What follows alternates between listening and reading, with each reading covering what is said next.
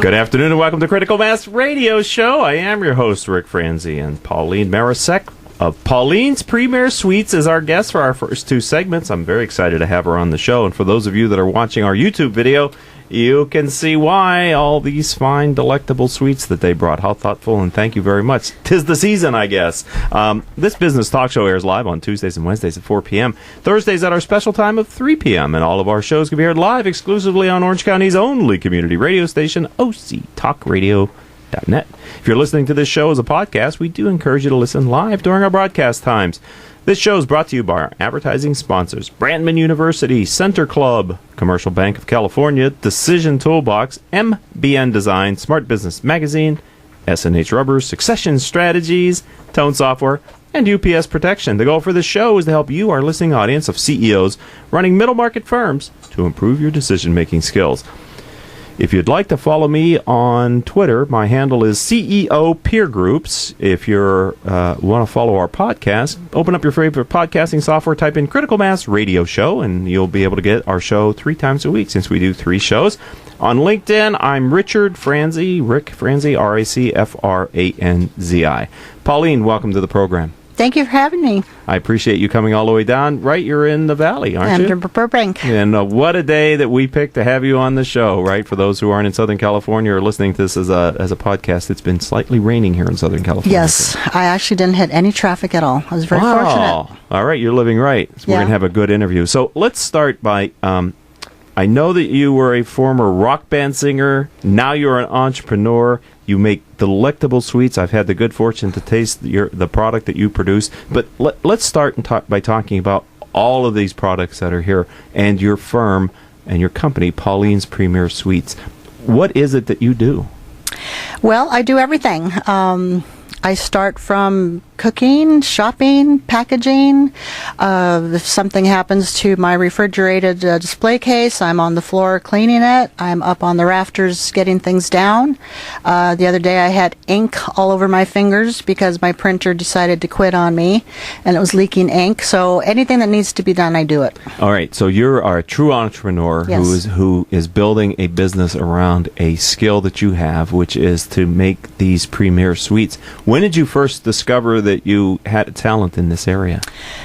Well, it goes way back. Okay. When I was a little kid, I always liked making my own gifts. I've always done that. I don't really shop a whole lot for Christmas. I've just always made my own gifts. And fast forward, about 14 years ago, 17 years ago, I got the recipe and I made it for holiday gifts, Christmas gifts. The recipe for? The brittle, the pecan brittle. Okay, so is that your flagship product? Yes. Okay. The pecan brittle. So you came across this secret recipe, some Himalayan monks? I mean, is it a secret? You can't share that? I mean, no, actually, it was my mom's husband's side, her second husband. Interesting. So it's a family recipe? Yes. And so I took it, and I thought it would be a great Christmas idea. Okay. And at the time, I was doing little collage boxes that I was putting together, putting little motifs on them. So I was putting my handmade brittle inside these handmade boxes. They were all one of a kind, and they made a big impression, but I think the brittle made the biggest impression. Okay. That's why I so enjoy having entrepreneurs who have built a business this way, because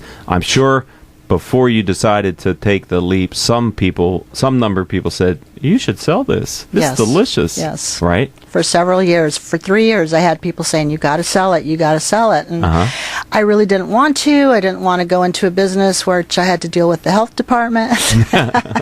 But I ended up doing it. And what was the tipping point? Sorry to interrupt you, but was there a moment in time when you finally had enough positive support, you said, I'm going to do it? Yes. I had actually started giving out samples one year when I first started making it, and I sold 75 pounds in 2 weeks. Jeez. So, and this was making it out of my home. Right. So I thought, okay, that was fun. I made a little extra money. And then at around Easter time, and Valentine's Day, people started calling me because I gave out my phone number and they wanted more for Valentine's Day.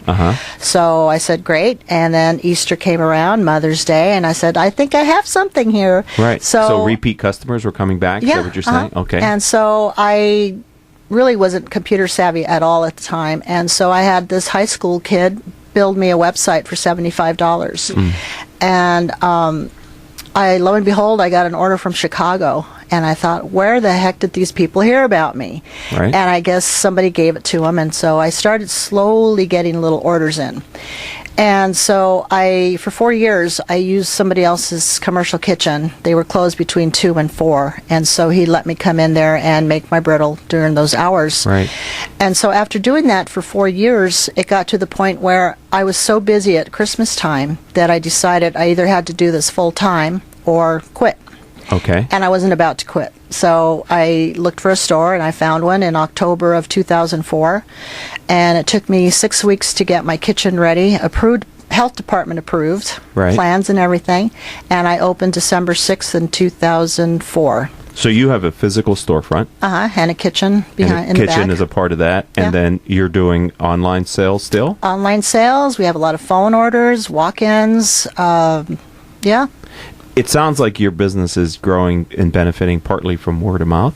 a lot of it's word of mouth. Okay. That's why I'm so envious of entrepreneurs like you, to have the opportunity to give somebody the product and immediately have them experience it and know right then and there if you've closed the deal is a very powerful advantage, I think. I have some very, very loyal customers that have been buying from me since before I opened my store, 14 years. I can see why. They've been coming back. And it's usually just a Christmas thing, but it doesn't matter. They come, and every year their order gets bigger, 10 pounds, 12 pounds, 14 pounds, 18 pounds, 20 pounds. It just gets bigger every year. Wow. So that's great. So Okay, so I'm talking with Pauline. She's a Paulines Premiere Sweets. She brought us a plethora of the type of products that we've been talking about. One of her creations, but you have many. You've branched out now, I see. Right.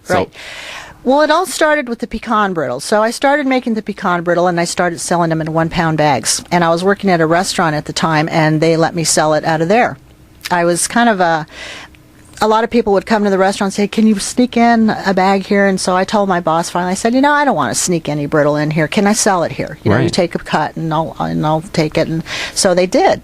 So I thought, okay, I got to do more than that. So then I started making dark chocolate pecan brittle. And then I started making white chocolate pecan brittle. And then I had the white and the dark, so I started making a marble chocolate, which is a combination of dark and white, which is now called the swirl effect. Okay. It's beautiful. It's also very creative to make it also. And so then I thought, then people told me, well, I don't want a full pound. So then I started doing half-pound bags. And then I started doing events where I'd go out and I'd sell, like craft shows, festivals. And so I started making quarter-pound bags, which actually turned out to be really good sellers at these events. Okay. I'd sell about 100 of them or whatever at these events. So then I just kept my creativity going, and I started making mint chocolate pecan. And I thought, pecan pralines and mint juleps seem to be a very popular thing down south, so why not combine them? And that's turned out to be a really popular item also. So this profession has allowed you to take your creativity in a different direction, hasn't it? Correct, yes. Do you see yourself as an artist here? I do. I would think so. Yeah. You're creating, aren't you? Right. Okay. And also, as an artist, you get so much gratification from people really appreciating what you get. Right. And so instead of getting applause, I get yummies. Yes. And repeat orders. Yes, and Which is repeat orders. fantastic, Yeah, right? yeah. Well, I see some... there's more things than what you've already talked about. So what else are you doing now, Well, Pauline? one year I was going to order some peppermint bark for Christmas, and I was looking at it, and I said, that looks a lot like my white chocolate pecan brittle. So I just took it and started putting crushed peppermint chocolate, crushed peppermint candy on the chocolate, and that's a seasonal product. We only bring it out in this time of year. I can see why. It's very popular this time of the year. Then we started making a pumpkin chocolate pecan brittle, which is also, we bring that out in October. Wow. And our newest creation was the mocha chocolate. Mocha chocolate, which is a coffee flavored chocolate on top of the pecan brittle. Gee whiz. Is the first recipe always the winner, or do you have to tinker a bit with your new products as you're bringing them in? No, because basically everything is the pecan brittle is the base for everything. So you have a foundation to build off of. Right, Okay. right. And then I just experiment with different toppings, different chocolates, different flavors. And then one year, pecans got very, very expensive. So I started making peanut, which I said I would never sell peanut brittle because everybody has peanut brittle. Okay. Well, we started making the peanut brittle, but we had to make it special. So now we have a very buttery, delicious peanut brittle, but we also have a sweet fire, which has habanero and chipotle in it. And then we have the smoky chocolate, which is the spicy peanut brittle with dark chocolate and sea salt on it. And that actually has turned out to be a big hit. Very popular. Yeah, this is almost cruel. I mean, we do our show live at 4 o'clock in the afternoon here on the West Coast, so, we're just talking about all these sweets, and it all sounds so good and looks even, more amazing. We're going to continue our conversation with Pauline from Paulines Premiere Sweets after these commercial messages, so don't go anywhere, ladies and gentlemen. We'll be right back after these words.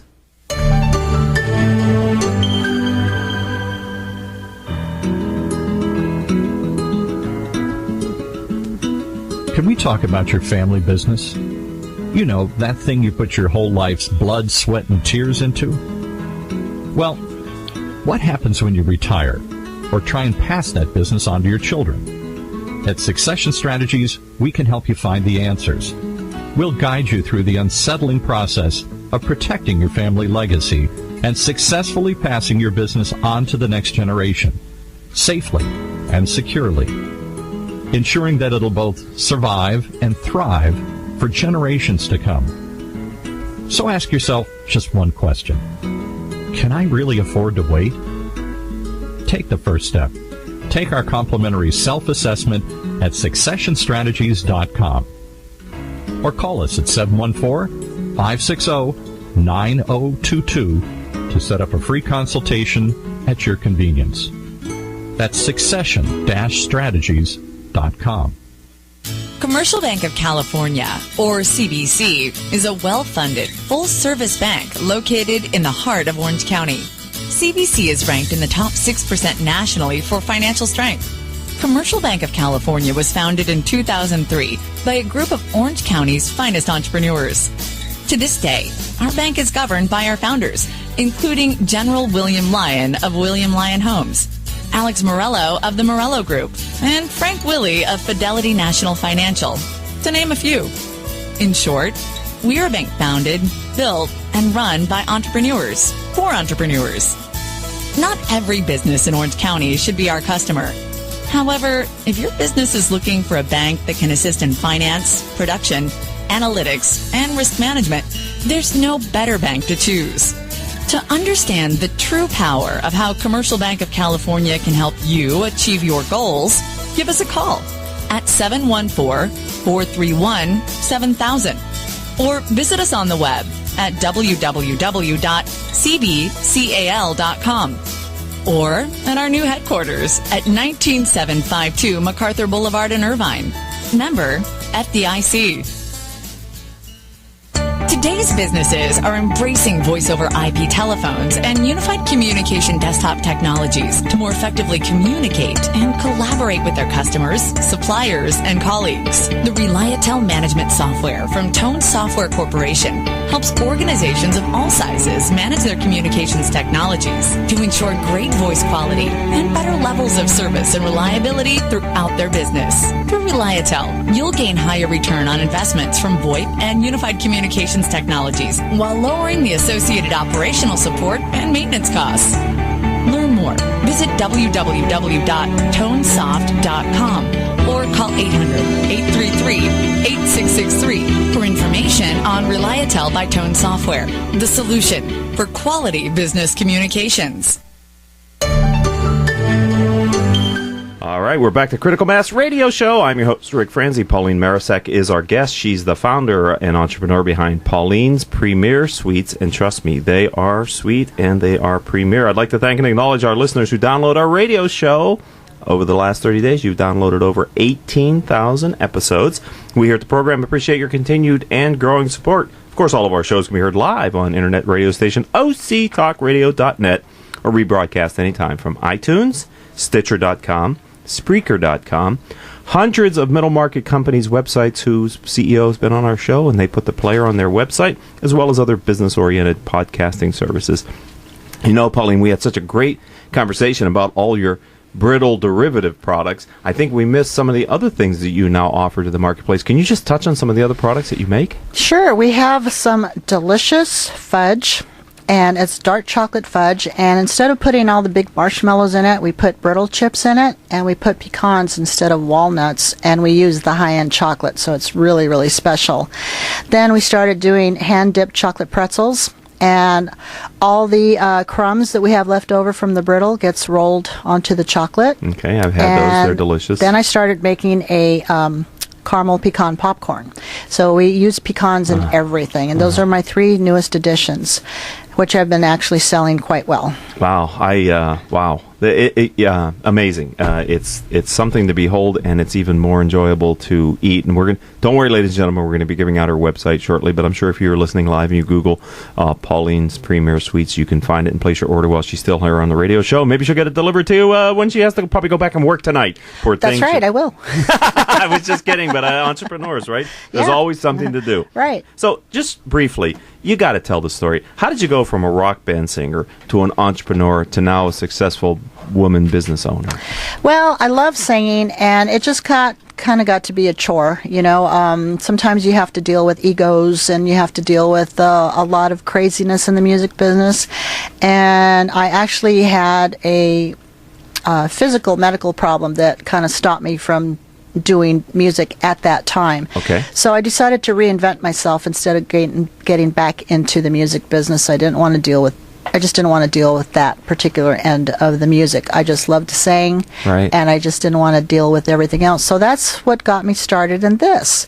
And you're still creating. You're still somewhat performing. You're still making people happy. So as long as I'm doing that, I'm happy. That's a great thing about being an entrepreneur. You can find a business that allows you to express your talents, and that's I see you as an artist now. Thank you. Right? And it's artistic in the presentation and the flavors and the creation. So that's why I say to people, entrepreneurship offers a lot of different roads. Right. And I'm very particular about my packaging. As you can see, I've got little cut ends there. My bows, there's never a blunt end. They're always forked, and I'm just very, very particular about the presentation. It's important. It is. In your industry, packaging is, especially if you're on the shelf, right? If you're competing against, that's really important. Right. And it has to be consistent with your brand.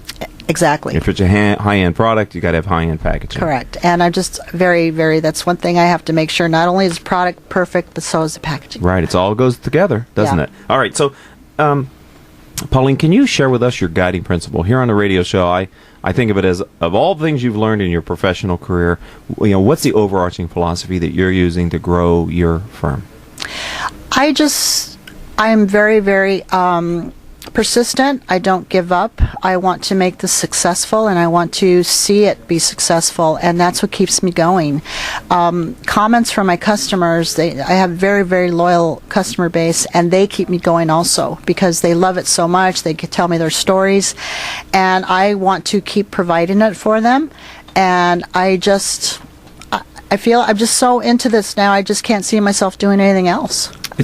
It's interesting because, I'm sorry to interrupt you, but restaurateurs, people in your space, people that feed people, there's a certain fundamental connection that they end up having with their clients that is satisfying in both directions. And I kind of hear you saying that in your guiding principle. Yeah.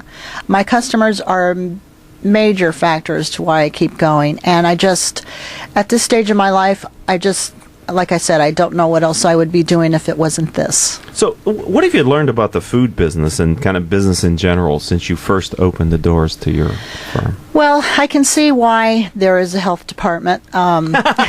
Exactly, yes, thank you. Yes. And, sometimes I think, well, they go a little overboard, but it always makes sense. And so that's one thing I did definitely learn. I've learned a lot about, just making sure that you have a safe product, making sure that you have something that's not going to put anybody in danger with the public. I mean, with, let's say, like glass, for instance. You can't have any glass in your kitchen, because if something breaks or whatever. Sense. You don't want any of that. So you're very, very aware of safety. When people come into my store, I make sure that there's nothing that they're going to trip on, nothing that's going to get in their way, nothing that can cause any harm to anybody, intentional or not. And of course it's not intentional, but you make sure that everything is safe for the public. Do you think it's an advantage to have a storefront in your industry? I do. I've gotten a lot of new customers, even though it's not a very high traffic area where I am. Okay. I do have a lot of customers that have come by and they smell the aroma when we're cooking, and it draws them in. Yeah, and right. and they always say, "We live here for 20 years. We never knew you were here," and I've been there 10 years already. And so yes, it definitely has an advantage. A lot of people don't want to pay for shipping, or they're close by. They'll phone in their orders and they'll come pick it up. Okay. So yeah, I like having a front store. The reason why I ask is I just heard a report, because we're in the holiday season, that e-tailers are moving more and more to having brick and mortar because they find the experience for the consumer is better when they are able to have both a physical presence and an online presence, which I think is 180 degrees from the early days when we thought online retailers were going to take every brick and mortar vendor out. A lot of my customers come in and they like to support the small business person. They like the mom and pop stores. They like they don't always want to deal with the internet. They like to see what they're doing. And I always give out samples, and that is a huge incentive for people to buy, for people to come in. And almost everybody that comes in that just didn't even know the store was there, that was not their destination, they usually end up buying something because I give them a sample. You can't have that on the internet. You can't have that, people that make phone orders already know what they're buying. Right. But, and that's the idea of reciprocity too. If you give somebody something, we are hardwired to give you something back. So if you give me a sample, it sort of helps me to need to buy something then to say thank you. So it's a very powerful, intimate reaction that people have with each other. What's the future for your firm, Pauline? Where are you taking this business? As far as I can take it. Okay. As far as I can take it. So do you see other stores opening up, or what? Eventually, I want to keep the franchise to myself. For us, because we are very on top of the quality control. Freshness is number one with me. It's like I don't want to have it in a store, sit on a shelf, and people buy something that's stale because the store owner didn't take it down past its fresh state. Right. So to me, freshness is absolutely the number one criteria, and I make sure that with it being sold out of my store, that they always get a fresh product. Right. So knowing that, then maybe it's more of an online presence then, or kiosks in malls. I mean, are there other ways that you can control the creation? Because this is a manufacturing process. To make food, you have raw material, you have a process, and you have the end product, right? So that manufacturing process is, especially with food, it's in confections, it's variable based on humidity and heat and temperature, right? Exactly. You have a lot of variables to consider in making a product. Which are lessons that I've learned. Right. Yeah. A whole batch is not what you expect. Right. Yeah. Eventually, we hope to get more stores and be able to keep it in the small family and just make sure that we have the quality is number one. Right, because you have such a population density in Southern California. You have so many other options of opening stores where you can drive and you can be at and be a presence. You don't have to leave the state or even maybe the Tri-County area that's here in Southern California. If someone is now ready to go online because we've convinced them it's a good idea, how do they find you? What's your website, Pauline? Paulines Premiere Sweets.com. And how do you spell Pauline? Pauline, Premiere Sweets.com. Well, in the spirit of full disclosure, ladies and gentlemen, this isn't the first time I've had a chance to sample your handiwork, and it is amazing. Thank you. And today you've overwhelmed us with your generosity, which I appreciate. And for those of you that are watching us on YouTube, you see what we have here. It's just a sampling of the kind of creations that you make. And I want to wish you nothing but continued success. You're doing good work. Thank you. This time of the year, this is just what I need. A little more sweets, but you know what? You can't look a gift horse in the mouth, can you? And I hopefully we'll have you back in the future as you open up your next store. Maybe we'll have a little grand opening party or something. Thank you. I'd love it. When you're ready to open up the next one. Thanks for being a friend of the program, and welcome to the business. You're very community. welcome. Thank you. Thank you, Pauline. All right, ladies and gentlemen, we're going to take our next commercial break, and then Torrey Tayenaka will be in studio. And don't go anywhere, because we've got another guest coming up after these words from our sponsors. When it comes to pioneers in their respective industries, we all know the Apples, Starbucks, and Trader Joe's of the world. In the realm of recruiting, Decision Toolbox is the industry's best-kept secret. With 90% of their business from referrals and repeat customers. For over 20 years, Decision Toolbox's U.S.-based team of recruiters, sourcers, professional writers, quality personnel, and tech support has perfected a Six Sigma approach to talent management. No matter the size of the project, Decision Toolbox delivers incredible results. A cost per hire less than half of what contingency firms charge, with the winning candidate presented in an average of 14 days, all with a 12-month candidate warranty. With results like that, Decision Toolbox won't be a secret for long. Visit us at www.dtoolbox.com for more information. Hey, did you know that over 73% of consumer packaged goods and retail products fail miserably within their first year? Why? Because they find themselves in the pit of unawareness. You don't want to go there. Call me, and I'll make sure that your packaging gets noticed. You know how I know? Because I'm the founder and creative director of MBN Design. We're one of Orange County's most established and trusted design firms. With over 20 years of experience, I can ensure that your brand will always stay new. Ask me how our packaging sold millions in months, or see for yourself other success stories on our website at www.mbndesign.com. We're MBN because we're making brands new. Call 714-458-8701 and talk to me, Hector Garcia. That's my cell, 714-458-8701. I'll be waiting for your call.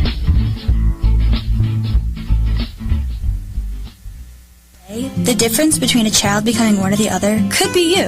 So United Way is asking you to make a pledge. Tutor a child who needs help. Mentor a kid who needs someone on their side. Volunteer to read to children. Because when a child advances, we all advance. Be a reader, tutor or mentor. Give, advocate, volunteer. Live United. Take the pledge now at liveunited.org. Brought to you by United Way and the Ad Council. UPS Protection has been protecting systems in the U.S. against brownouts, blackouts, and poor quality power for over 25 years. We provide power protection systems, including UPS, lighting inverters, generators, and service for clients from coast to coast. We specialize in solving all your power needs. As a direct reseller of the best brands in the industry, including Liebert, Powerware, and APC, we can solve all your power protection needs. Protecting your power is our main goal. We offer on-site or depot repair of our critical equipment. To better serve your budget constraints, UPS Protection also offers both reconditioned and new products.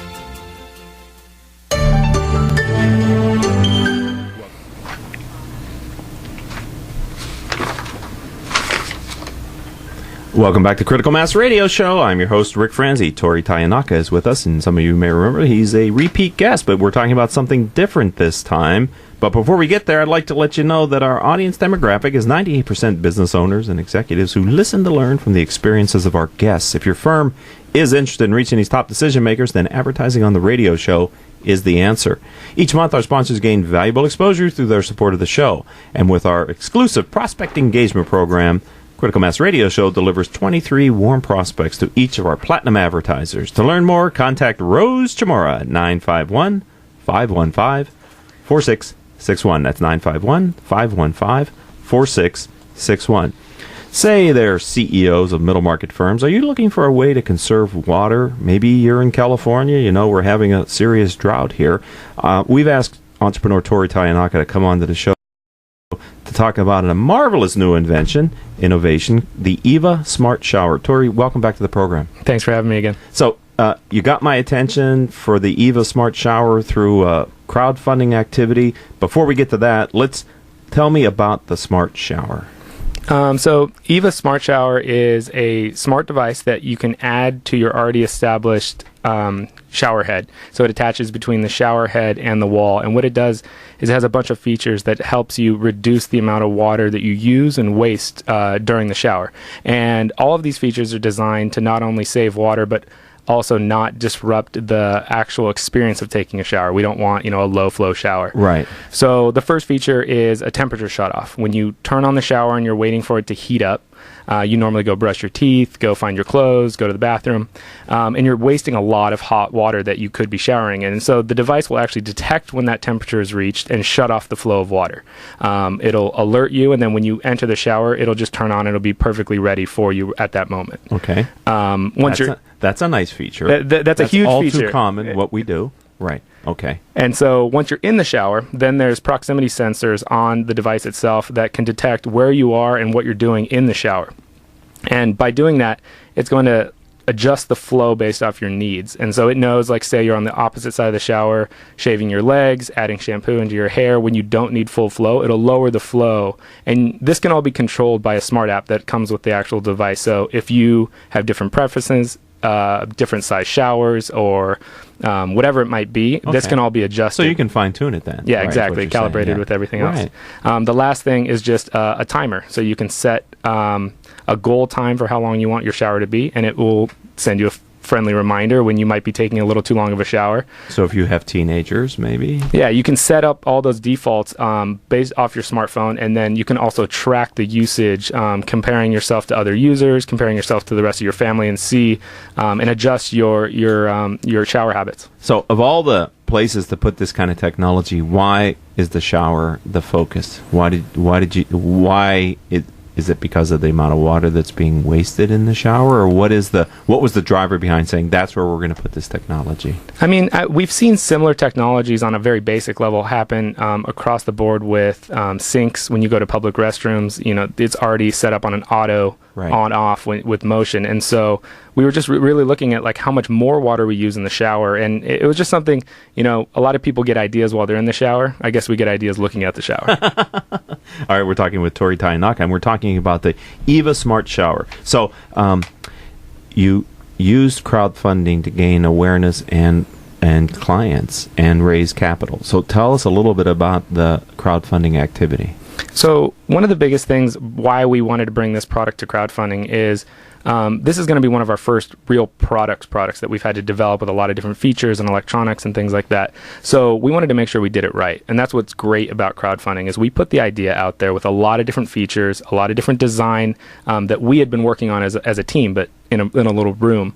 By opening it up to the public, we've already had 2.7 thousand shares on Facebook. So we have a lot of press looking at it. And what that does is we have comments, we have people asking questions. And since all those questions and comments, we've actually been able to adjust what we're actually going to create. We're making a better product by having everyone get involved, the crowd get involved. Okay, so a little market research, a little client input, and it's market research with a backbone, because if you go and ask people on just an interview, they're not putting money forward. We're getting input from people that are already paying for the product, and so we know that their opinions truly matter because they want the best product as well. So Indiegogo was the platform you chose. So let's talk a little bit about, for the benefit of the CEOs that are listening who might be considering using a crowdfunding platform for this take us through the process and sort of the results and what you've seen, if you don't mind sharing kind of the financial aspects of it, Can you go there with us? Yeah, the one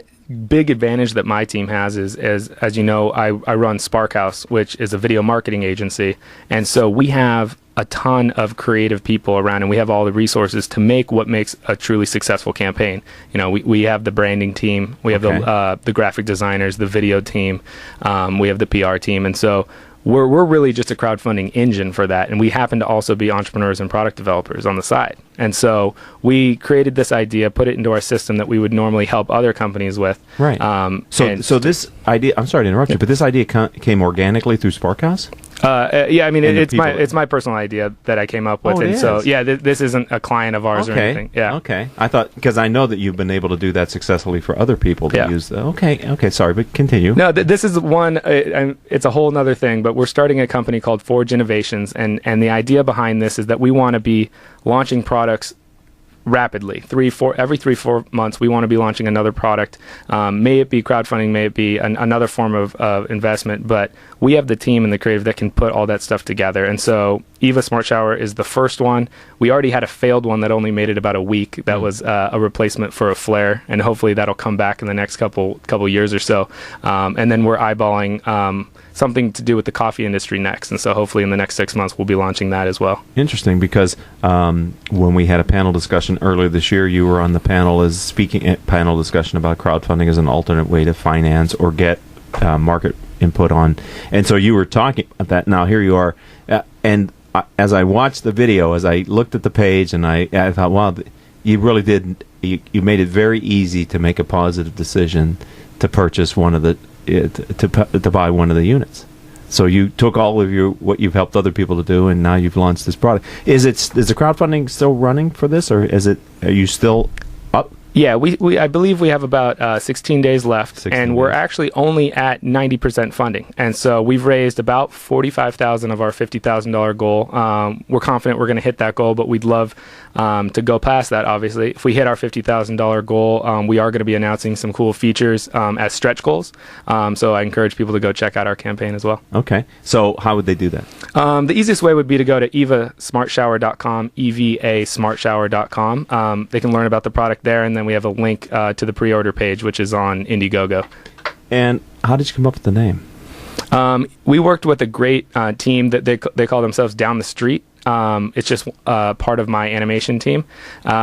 They were working on a bunch of different themes and names, but it has something to do with water, evaporate, EVA. We also really like the look of the V and the A next to each other. Okay. And we have the blue V pushing down, and so that's supposed to be a symbol of downward flow or downward flow use of water and things like that. So how large is the device?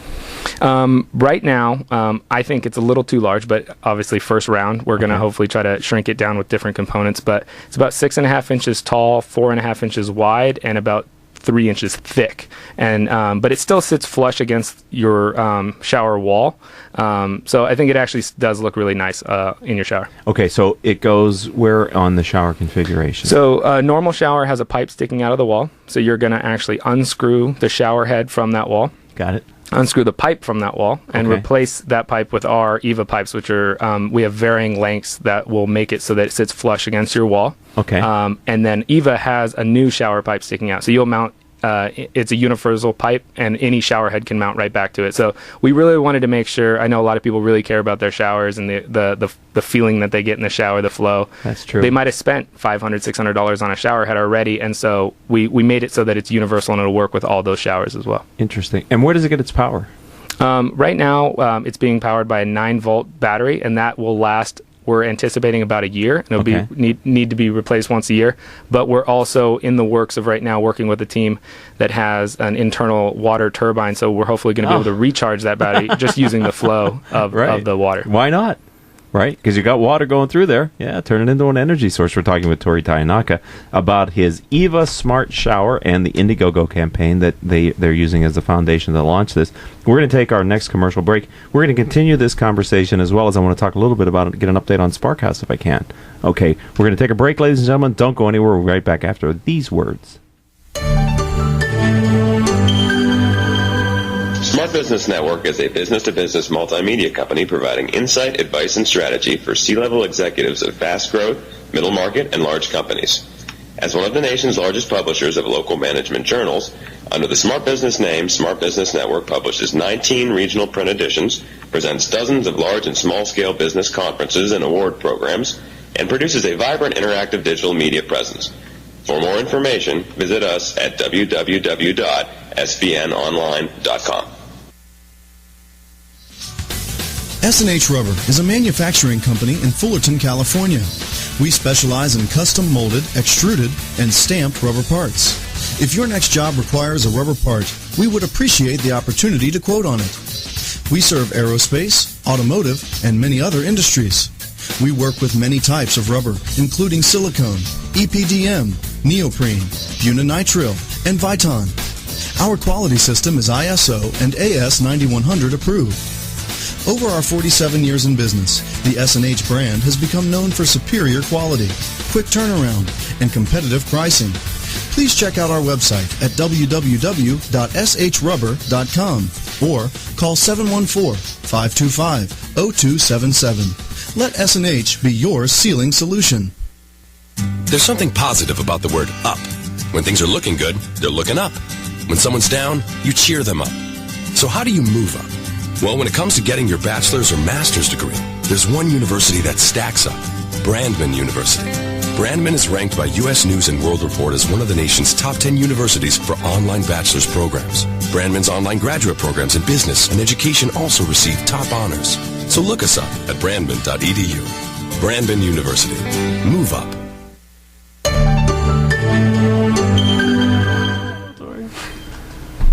Welcome back to Critical Mass Radio Show. I'm your host, Rick Franzi. Torrey Tayenaka here is our guest. We spent the first segment talking about his latest invention, EVA Smart Shower, and we're going to spend a little bit of time talking about his other ventures, as well as we'll swing back and kind of wrap up with EVA as well. But before we do that, I wanted to thank and acknowledge our listeners who download our radio show as podcasts.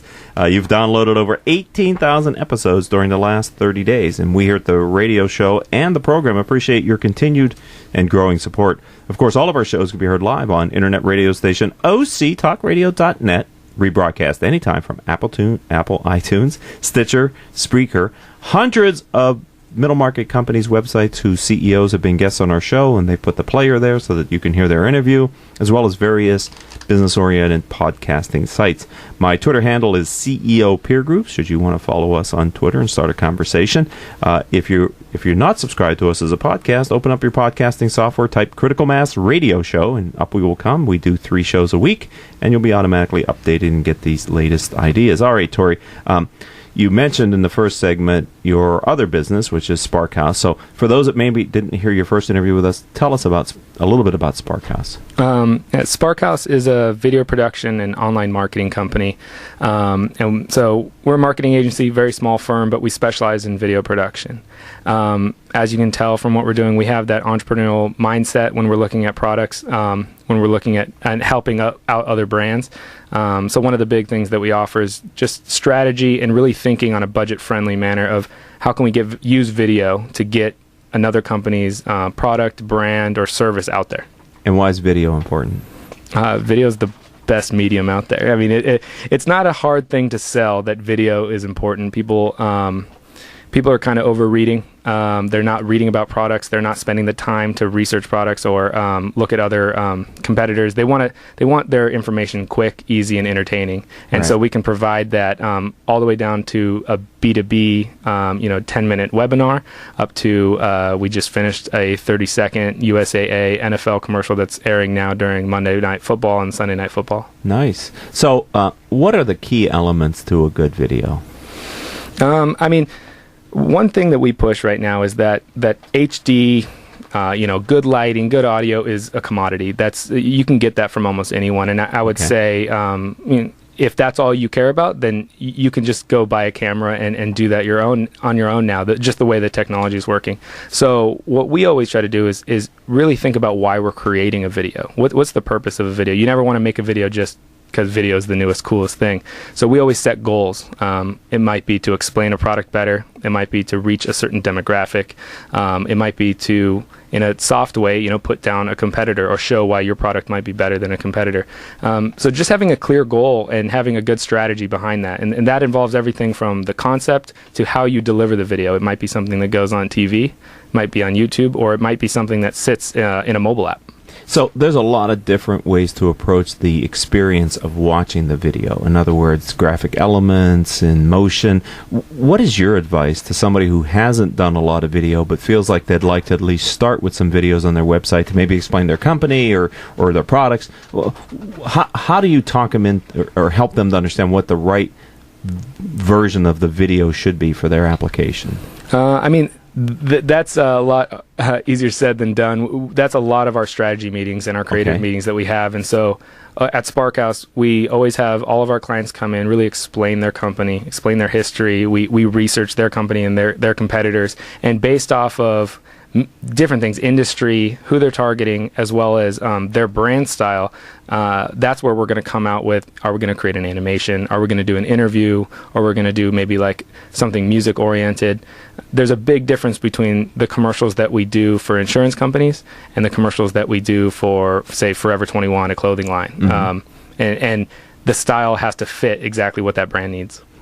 Do you ever do a series of videos for a client where there's an arc to the story and you're creating smaller vignettes or something that help tell that story? Yeah, I think series are huge, and it's really the future of the video marketing, just because everything is going digital. And so you do have smaller budgets. You don't need to spend it all on media buys. Back just 10 years ago, you were spending most of your money on paying for it to be put on TV. All the commercials, you make a piece of content, you put it on TV. Now, since you have the free medium of YouTube, hosting something on your website, you have the ability to create, instead of one piece of content, maybe 10 pieces of content that you would switch out, just like your radio show, something that comes out, so you can have repeat guests, kind of become a leader in that industry. So people are trying to follow your content. Yeah, so we've done a web series before, where we've actually had almost like a small TV show for a video game brand a couple years ago. And then we do a lot of series of instructional videos where you might be talking about how to do something in a specific industry. Again, making a brand the thought leader in that industry. And then we represent a lot of companies that have lots of products, like jacuzzi. We do a video for every single one of their new jacuzzis that comes out. To explain its feature set? Yeah, so jacuzzi makes hot tubs. So their jacuzzi is a brand itself, and so we always want to emphasize the fact that they're the leading brand in hot tubs. And we might talk about the jets, we might talk about the new technology in, they can be controlled by iPhones now. You can play music, and they have 8,000 jets for every single reason that you might need something. And that's just not explained well in a photo or in a description. You can really see the jets bubbling, you can see the water flowing, and you can also see the experience that people are having in the hot tub. And so you can have, smiling faces and families and things like that. Right. I get all that. Video's a no-brainer. You got to have video. Right. Okay. See it on the B2C side. Understand it for a name brand like Jacuzzi. Many of our audience members are CEOs of B2B companies, $200 to $100 million, maybe not trying to attract a large commercial constituent. How would they adopt and use video in their business? So in my experience, B2B is huge for video, is huge with case studies. If you imagine, most of the sales reps for B2B companies are going face-to-face. There's a lot. It's a slower turnover cycle. You're not grabbing 10,000 new customers a day.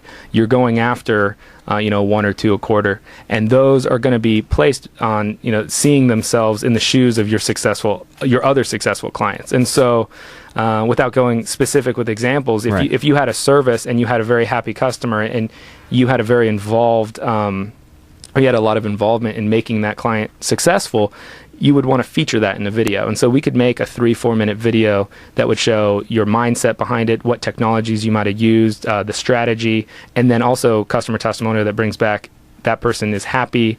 And now you can share that with potential B2B customers via email. You can make it private by showing it on an iPad that only the sales reps have. Okay. We've done a bunch of different things to make sure maybe some things might be proprietary that you don't want to have out. Right. There's a bunch of workarounds for all that stuff. Okay. So without getting you to give me a hard quote, but thinking again, $2 to $100 million companies, these type of videos, what's a price range or an estimate of what is this too expensive for their budget, or is it your experience that this fits right in line with their marketing budget? I mean, it's the end of the year. What should they be thinking about they're going to be spending on video? Yeah, I mean, video production is an expensive piece of marketing, but what our agency has figured out is instead of billing out on a single video, what we try to do is bid out on projects. Okay. And so we can bring on a marketing campaign we would maybe split up 3 or 4 videos across one single theme, one single project, and what that does is it allows us to spread out the cost of, say, we hire an actor. We have one actor, the cost can now be spread across 5 videos. We have one shooting day, spread that cost across five videos. Same thing with location costs, props, and things like that if you had to rent vehicles or different things. So we spread it out across all of them, and what that allows you to do is go, all right, maybe one video is too expensive, but with 5 videos, the price is actually more, but the per video and what you're getting, the ROI is a lot higher. Okay. So you successfully didn't answer the question, and I respect that, so I will not ask you to try to be a little more refined with it. We'll just let that go. But one of the things that I've seen is a lot of people are trying to put video, and the 2 complaints I have is they're boring and they're too long. That's because they're not talking to us. Okay. No, I mean, definitely video needs to be short. Whenever possible, make it shorter. There's a time for, there's some great videos out there that are 3 hours long, but whenever possible, you make it shorter, especially when you're talking business, when you're talking about selling. You got to get to the point quickly. The audience that you're trying to attack, they have about a 6-second, they're going to look at the video for 6 seconds before they might leave. 6 seconds. And so if that first 6 seconds is boring, they're gone. 6 seconds. Imagine, when do you watch your videos? You're watching them during breaks at work. You might be watching them on your phone. Right. People aren't sitting down and just enjoying a 30-minute commercial from a company. So you really have to grab their attention. And if they are someone that's interested, they'll stay around. Okay. But then you got to keep hitting them with the So if you entertaining punch content. through that 6 seconds, what do you have them for another 10 seconds or You something? got about 20 seconds after that. That's a little bit more, but you still better be interesting then, right? But B2B is also different there as well. When you're placing these videos in, like where you're delivering them, that can affect as well. And so we take that into account when we're creating our strategy. If we're going to create a commercial that's going to go on like a YouTube pre-roll, we know that we only have about 6 seconds to grab someone's attention. Okay. Because YouTube only allows 6 before you can skip it. So we got to make sure we capture them right away. But if we're talking a B2B where you're going to have a sales rep showing a video, you know that at least they have to stare at it. Right. But now we got to just worry about making sure that they're paying attention, that they're getting the right information, and that we're selling the product the way we want it to be sold. We're talking with Torrey Tayenaka, and I'm just picking his brain a little bit in the area of video because I do believe video. Everyone needs to have some level of video on their website. It's important, and it's preferred, right, by consumers and B2B buyers. It's just an easier way to learn something. Yeah, and I think it's also just really cool. So if you care about having a brand that is cool, that you can be proud of, video can do that, as opposed to if you're selling a product that only has photographs, that only has text about it, it's really hard to show a lifestyle through anything else besides video. All right, so you started by talking about the EVA Smart Shower. So tell us again, if someone would like to get involved in the Indiegogo campaign, learn more about the product, how do they do that? So EVA Smart Shower is available at evasmartshower.com. And right now, for the next about 15 days, we're going to be pre-ordering, selling on Indiegogo. Perfect. And if someone would like to learn more about Sparkhouse and the video work you do? So our website is thesparkhouse.com. And over there's a bunch of samples of all the work we've been doing for the last 10 years, and as well as some contact information, how you can reach out if you want to get started. 10 years. Look at you. 10 years. That's fantastic. Torrey Tayenaka, it's great to have you back. Thanks for continuing to be a friend of the program and innovating the way you are in the marketplace. It's great to have you on the show. Thanks for having me. All right. My pleasure. I'd like to thank our sponsors, too. Without them, we might not be here right now. And they are Brandman University, Center Club, Commercial Bank of California, Decision Toolbox, MBN Design, Smart Business Magazine, S&H Rubber, Succession Strategies, Tone Software, and UPS Protection. I have to thank the entire team that puts this show together, most notably here in the studio with me today, Paul Roberts, our engineer, and Crystal Nunley, who is our producer. If you want to reach out to me on LinkedIn, I'm Richard Franzi. My Twitter handle is CEO Peer Groups. Let's have a conversation on Twitter. And if you want to follow the show as a podcast, just type in Critical Mass Radio Show. If you'd like to learn more about us, we're Critical Mass for FORbusiness.com. Until the next show, I hope all of your business decisions will move your company in a positive direction.